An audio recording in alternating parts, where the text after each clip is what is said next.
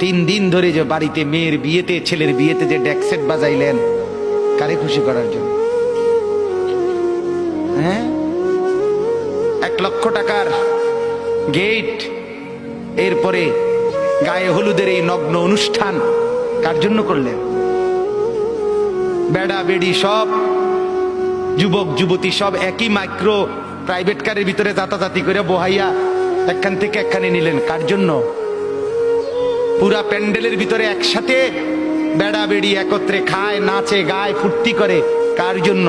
শুধু সমাজ, সোসাইটি, পরিবেশ, সোসাইটি মেনটেন করছেন, সমাজ মেনটেন করছেন। ছেলেরা চাইছে, মেয়েরা চাইছে, বাচ্চারা চাইছে, এতে হেতে চাইছে, তো মালিক তিনি কি চাইছিল? ওনার কথা মনে হয় নাই?